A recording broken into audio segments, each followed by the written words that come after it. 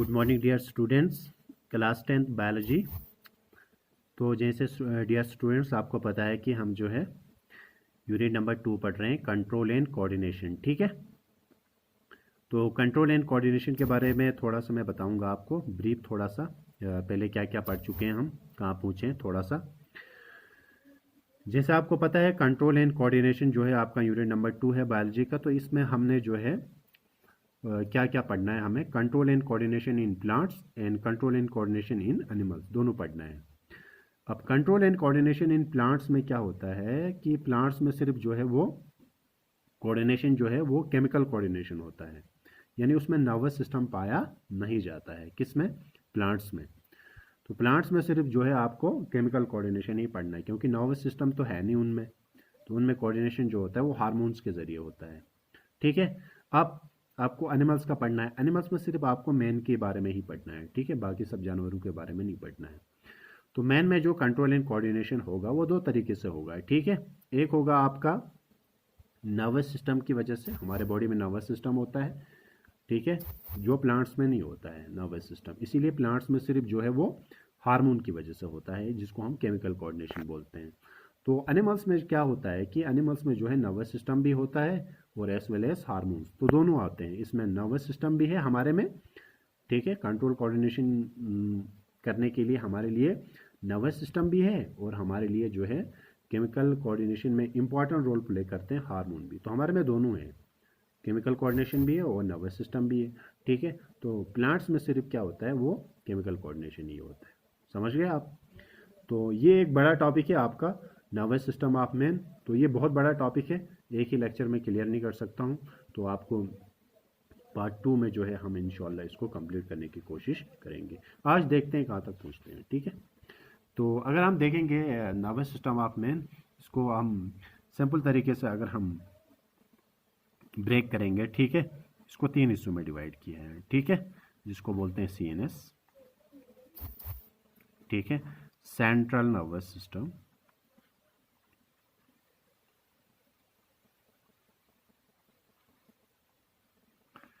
ठीक है, CNS central nervous system, ठीक है, जिसमें आपके आते हैं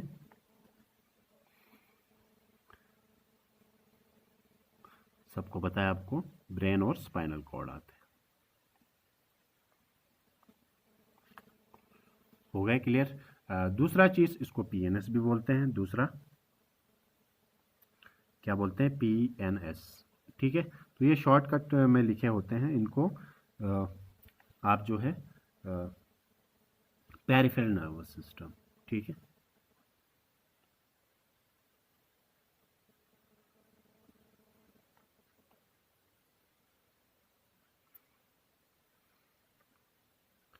PNS को बोलते हैं पेरिफेरल नर्वस सिस्टम, शॉर्टकट में PNS लिखते हैं। तो इसमें दो तरह के आते हैं, एक आता है आपका क्रेनियल नर्वस, ये हमें डिटेल में पढ़ना है, ठीक है। तो जब हम यहाँ पूछेंगे इंशाल्लाह, अभी आप जो है इस चार्ट को बना के रखेंगे, ठीक है। Cranial nervous and the spinal nervous.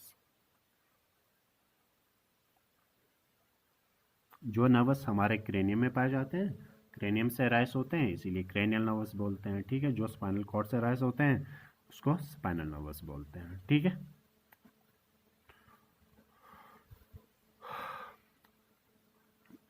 एक आता है आपका ANS, ठीक है, autonomic nervous system,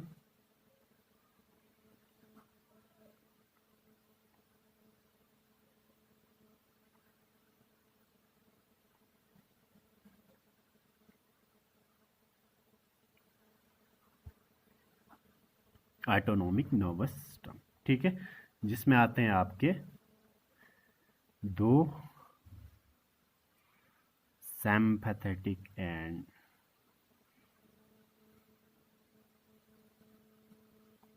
nervous system and parasympathetic.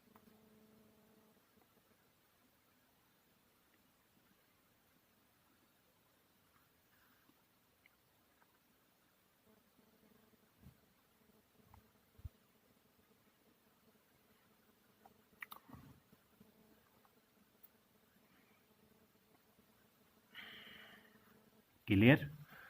तो ये मैंने आपको लिखाया क्लासिफिकेशन, ये हमें डिटेल में पढ़ना है, समझ गए? क्लियर? तो नर्वस सिस्टम आप मेन को 3 हिस्सों में डिवाइड किया है, मेनली कितने हिस्सों में? 3 हिस्सों में, ठीक है। एक आपका आता है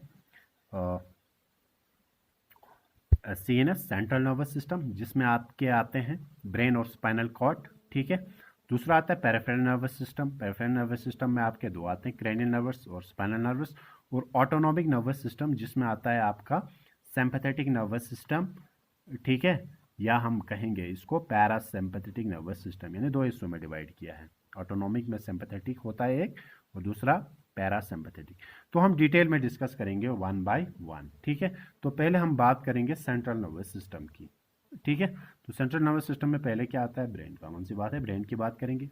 अब आप कहेंगे कि सेंट्रल नर्वस सिस्टम क्यों कहा जाता है? क्योंकि हमारे ये बॉडी के सेंटर में पाया जाता है, ठीक है। बॉडी का सेंटर का मतलब, जैसे फॉर एग्जाम्पल कोई इंसान है, ठीक है, कोई इंसान है, ठीक है, तो हमारा ब्रेन यहाँ पाया जाता है सेंटर में, ठीक है। तो हमारा जो स्पाइनल कॉर्ड है वो भी कहाँ पे होता है? सेंटर में, ठीक है, यहाँ पे। तो इसीलिए CNS बोलते हैं इसको। तो ब्रेन और स्पाइनल कॉर्ड जो है वो हमारे सेंटर में होते हैं बॉडी के, इसीलिए इनको सेंट्रल नर्वस सिस्टम बोलते हैं। पेरिफेरल क्यों बोलते हैं? पेरिफेरल वो जो सेंटर में नहीं होता है, जो पेरिफेरी में होता है, यानी हमारी बॉडी के साइड में होता है, हमारे बॉडी के जो है साइड में होते हैं, इनको बोलते हैं पेरिफेरी, ठीक है। जो सेंटर में होते हैं इसीलिए इनको सेंट्रल नर्वस सिस्टम बोला जाता है। तो समझ गए आप? तो सेंट्रल नर्वस सिस्टम क्यों कहते हैं सेंट्रल नर्वस सिस्टम? इसलिए बोला जाता है because it is present in the centre of our body. जैसे ब्रेन होता है, ब्रेन हमारा जो है बीच में होता है, ठीक है, हमारा स्पाइनल कॉर्ड बीच में होता है, ठीक है। तो इसीलिए इसको CNS बोलते हैं, सेंट्रल नर्वस सिस्टम। पेरिफेरल क्यों बोलते हैं? जैसे हमारे नर्वस जो होते हैं, ठीक है, ये पेरिफेरी में पाए जाते हैं, ये सेंटर में नहीं पाए जाते, यहाँ साइड में होते हैं, साइड को पेरिफेरी बोलते हैं। तो इसीलिए इसको साइड को बोलते हैं पेरिफेरी, ठीक है, बीच में नहीं, साइड को पेरिफेरी बोलते हैं। तो इसीलिए इसको पेरिफेरल नर्वस सिस्टम कहा जाता है। तो चलो हम डिस्कस करेंगे आज CNS, सेंट्रल नर्वस सिस्टम। तो इसमें सबसे पहले आज हम डिस्कस करेंगे क्या? ब्रेन के बारे में। तो ये चार्ट आपके लिए बहुत ही ज़रूरी है, तो मैं ये बाद में आपको भेज भी दूंगा स्टडी मटेरियल में। तो डियर स्टूडेंट्स, आज हम डिस्कस करेंगे किसके बारे में? ब्रेन के बारे में, ठीक है। तो ब्रेन क्या होता है? अगर हम देखेंगे ब्रेन के बारे में, थोड़ा एक दो कमेंट लिखेंगे। ह्यूमन ब्रेन इज सॉफ्ट, ठीक है, वाइटिश,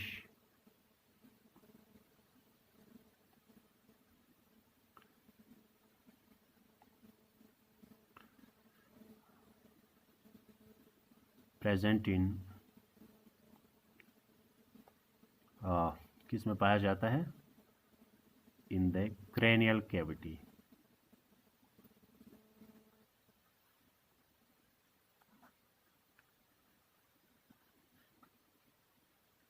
ऑफ क्रेनियम,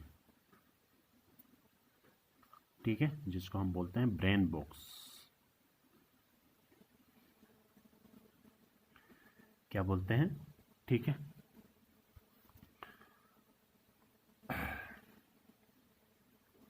तो इंसानों का जो ब्रेन होता है वो काफ़ी सॉफ्ट होता है, ठीक है, बिल्कुल सॉफ्ट होता है, ये बिल्कुल हार्ड नहीं होता, बिल्कुल सॉफ्ट होता है। और इसका कलर जो है वो वाइटिश होता है, ठीक है, वाइट होता है।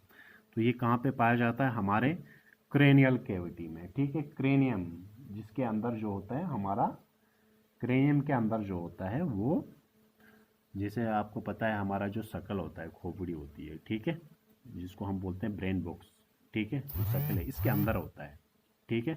तो ये हमें जो है शकल जो है ये हमें बचाता है, हमारे ब्रेन को जो है वो प्रोटेक्ट करता है, क्योंकि because it is a delicate part है हमारे बॉडी का, बहुत ही नाजुक हिस्सा होता है ब्रेन, ठीक है।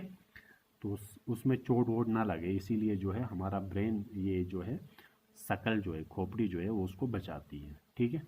तो जिसमें हमारा ब्रेन प्रेजेंट होता है उसी को बोलते हैं ब्रेन बॉक्स, ठीक है, या क्रेनियम भी बोलते हैं इसको। अगर हम देखेंगे मीनिंग्स की,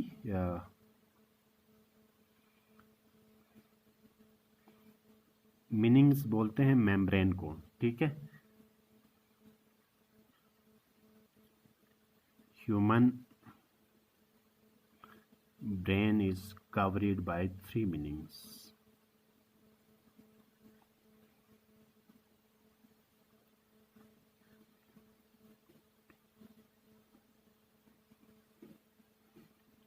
अगर मीनिंग्स याद नहीं रहता है, ठीक है, तो आप इसको मेम्ब्रेन बोलेंगे।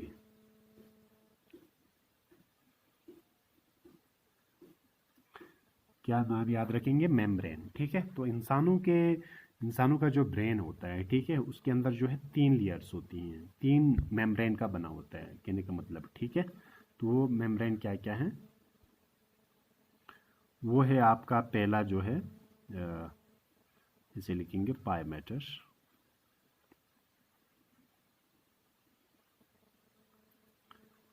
ठीक है। दूसरा है आपका एरेक्नोइड मेम्ब्रेन्स,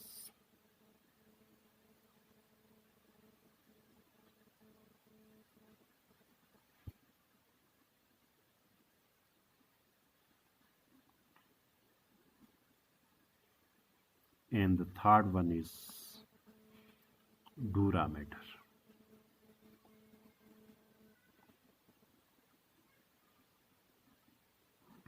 ठीक है, तो ये क्या है?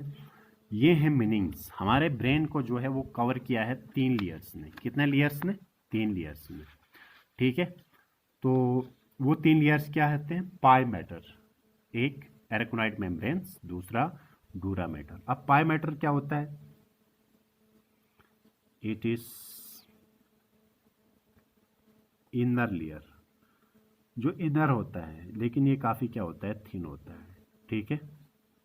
इनर लेयर होता है हमारा ब्रेन का, मतलब अंदर वाला हिस्सा जो होता है, ठीक है। एरेक्नोइड जो होता है वो होता है हमारा मेडल वाला पार्ट, इट इज मेडल। ये भी क्या होता है? थिन होता है।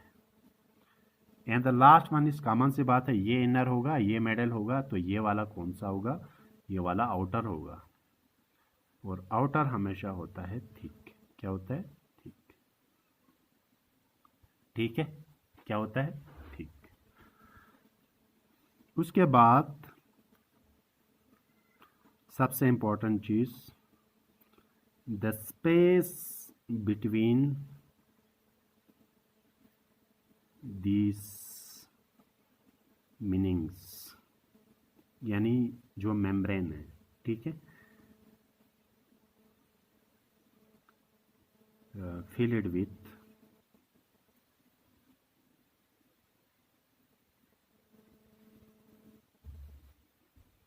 filled with lymph like cerebrospinal fluid।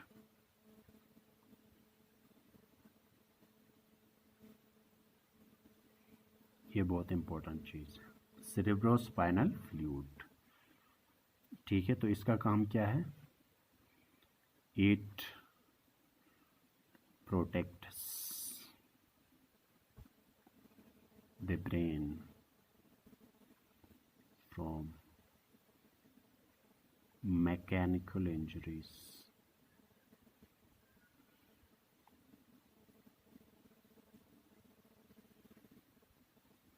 Mechanical injuries से बचाएगा।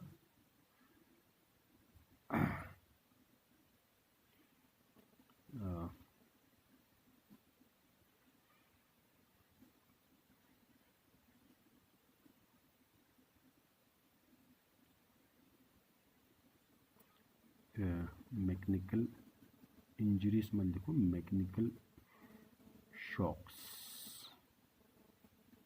बेस्ट रहेगा, ठीक है।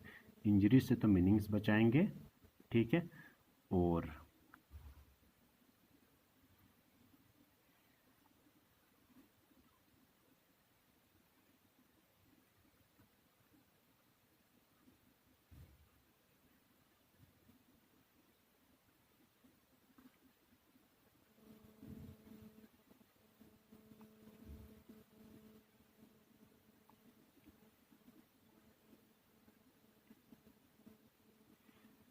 मैकेनिकल इंजरीज से जो है वो मीनिंग्स बचाएंगे, और शॉक से जो है वो सेरेब्रोस्पाइनल फ्लूइड बचाएंगे।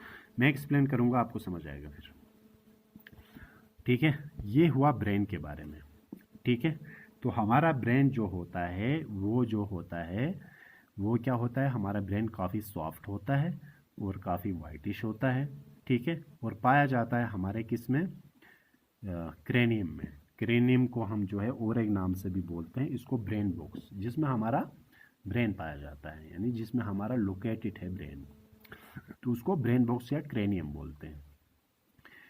हमारे ब्रेन में जो है वो 3 कवरिंग्स होती हैं। जैसे फॉर एग्जांपल ये आपका ब्रेन है, ठीक है, ब्रेन पार्ट है, ठीक है, इसमें 3 लेयर्स होती हैं, कहने का मतलब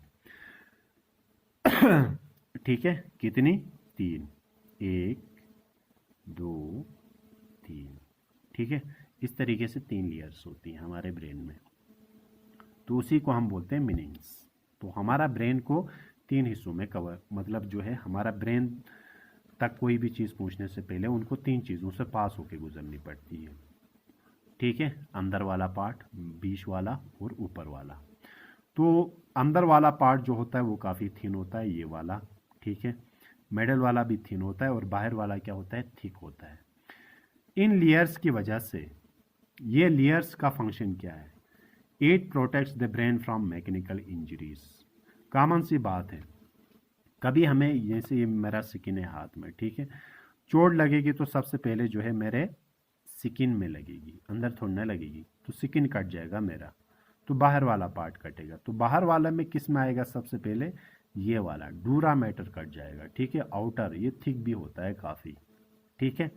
तो ये हमें जो है मैकेनिकल इंजरीज से बचाएंगे, कौन, मेम्ब्रेन्स, ये 3 मेम्ब्रेन्स। तो इन तीनों का मैंने फंक्शन यहाँ पे लिख दिया, आपको समझ गई बात। तो ये it protects the brain from mechanical injuries. तो कोई भी इंजरी जो हो जाएगी सबसे पहले ये कटेगा, ठीक है, फिर बीच वाला कटेगा, ठीक है, इंजरी पहुंचेगी, फिर अंदर वाला, फिर जाके जो है आपका ब्रेन में फिर इंजरी हो जाएगी। तो पहले जो है ये लेयर्स आपको प्रोटेक्ट करेंगे कोई भी इंजरी से, समझ गए फंक्शन। तो ये फंक्शन जो है ये किसका फंक्शन है, ये फंक्शन जो है ये इन सब का। तो इन लेयर्स का काम, पाई मैटर, एरेक्नॉइड मेम्ब्रेन्स, डूरा मैटर, इन सब का काम है ब्रेन को मैकेनिकल कोई भी इंजरी से जो है बचाने का काम। अब ये जो 3 लेयर्स मैंने बताया, 1 2 3, इनके बीच में जो है लिक्विड होता है, क्या होता है, लिम्फ लाइक लिक्विड, ठीक है, यानी इसके बीच में लिक्विड होता है, ब्रेन के लेयर्स के बीच में जो होते हैं लिक्विड होता है, समझ गए। इन लेयर्स के बीच में क्या होता है, लिक्विड, यानी पानी होता है। उस पानी का एक अलग नाम है, उसको बोलते हैं सेरेब्रोस्पाइनल फ्लूइड, सेरेब्रोस्पाइनल फ्लूइड, ठीक है। तो सेरेब्रोस्पाइनल फ्लूइड क्या होता है, the fluid which is located between the meanings, वो फ्लूइड, वो पानी जो किस में पाया जाता है, ये जो लेयर्स होते हैं इन लेयर्स के बीच में पाया जाता है, ठीक है। तो इसका मेन काम जो है शॉक्स को क्या करना, एब्जॉर्ब करता है, ये protects the brain from mechanical shocks. अब मैकेनिकल शॉक्स क्या होते हैं, जैसे फॉर एग्जांपल आपको किसी कारण से जो है चोट आई सर पे, ठीक है, तो चोट आ गई फॉर एग्जांपल, ठीक है, तो सबसे पहले बाहर वाले लेयर में आएगी, कॉमन सी बात, इस चोट की वजह से शॉक प्रोवाइड होता है, क्या प्रोवाइड होता है, शॉक्स आते हैं। अगर वो शॉक डायरेक्ट हमारे ब्रेन पे लग जाए, ठीक है, तो वो शॉक जो होते हैं वो जो है हमारे न्यूरॉन्स को डैमेज कर सकते हैं। तो उस शॉक्स की वजह से क्या होता है, शॉक्स की वजह से यहाँ पे जो पानी है, ठीक है, तो जितना यहाँ से शॉक, झटका जो आता है, ठीक है, झटका आप कह सकते हैं, ठीक है, तो झटके को ये कम करता है, ठीक है, यहाँ पानी है, ठीक है, तो झटका जो है उस स्पीड से नहीं जाता है, तो जैसे उसके बाद यहाँ और पानी है, ठीक है, तो ये जो शॉक्स होते हैं, जो झटका जो आता है, ठीक है, उसकी स्ट्रेंथ को मिनिमाइज करता है, कम करता है, ताकि वो कम इफेक्ट के साथ हमारे ब्रेन से टकर जाए। ऐसा नहीं कि कोई जो है बड़े पत्थर से बिल्कुल शॉक एब्जॉर्वर है कि कोई बड़ा पत्थर उठा के मारे सर पे कि नहीं कोई नहीं, मेरे अंदर तो सेरेब्रोस्पाइनल फ्लूइड है, वैसा नहीं होता है, ठीक है। तो मामूली जो शॉक्स लगते हैं हमारे ब्रेन में किसी एक्सीडेंटल केस में या किसी, तो इंसान जो है उस शॉक्स को कम हो जाता है उसके अंदर, किसकी वजह से, सेरेब्रोस्पाइनल फ्लूइड की वजह से। तो समझ गए आप। तो इसमें 2 इंपॉर्टेंट फंक्शंस हैं, एक है आपका ये मीनिंग्स का काम, जो हमारे ब्रेन के लेयर्स होते हैं, ठीक है, आउटर, इनर और मिडल, तो ये इनका काम है हमारे ब्रेन को इंजरीज से बचाना, ठीक है। और सेरेब्रोस्पाइनल फ्लूइड का काम हमारे ब्रेन को मैकेनिकल शॉक्स के जो झटका लगता है हमारे ब्रेन को, ठीक है, वो हमारे न्यूरॉन्स को डैमेज कर सकता है। तो वो शॉक को एब्जॉर्ब करता है कौन, ये वाला पानी, ठीक है। तो इस पानी को बोलते हैं सेरेब्रोस्पाइनल फ्लूइड, ठीक है। तो उसके बाद हम जाएंगे हमारा स्ट्रक्चर, ठीक है। अगर हम देखेंगे ब्रेन का स्ट्रक्चर देखेंगे, ठीक है। हमारा ब्रेन को जो है 3 पार्ट्स में डिवाइड किया है। ब्रेन इज फॉर्मेड ऑफ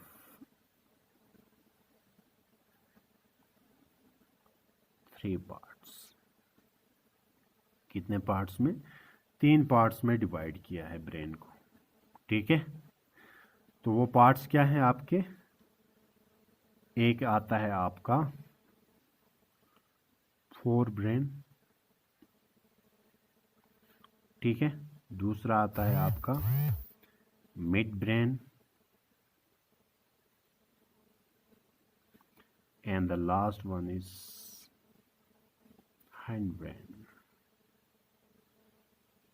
या आप इसको हाइंड ब्रेन भी बोलेंगे। तो कहने का मतलब हमारे ब्रेन को जो है वो 3 पार्ट्स में डिवाइड किया है। कितने पार्ट्स में डिवाइड किया है? 3 पार्ट्स में। तो वो पार्ट्स क्या है? फोर ब्रेन, मिड ब्रेन और हाइंड ब्रेन, ठीक है। तो ये क्या होते हैं, इसके बारे में हम डिस्कस करेंगे हमारे नेक्स्ट चैप्टर में, क्योंकि ये मुझे जो है स्ट्रक्चर जो है वो एक ही लेक्चर में ख़त्म करना पड़ेगा। अगर मैं अभी जो है ये स्टार्ट करूँगा तो काफ़ी लेक्चर जो है वो काफ़ी लंबा जाएगा, ठीक है। तो वो हम स्ट्रक्चर जो है ब्रेन का 3 पार्ट्स में डिवाइड किया है, ठीक है। तो इसको हम जो है वो नेक्स्ट टॉपिक में जो है नेक्स्ट लेक्चर में कवर करेंगे, ठीक है। तो आज के लिए इतना ही। ओके, टेक केयर, अल्लाह हाफिज़।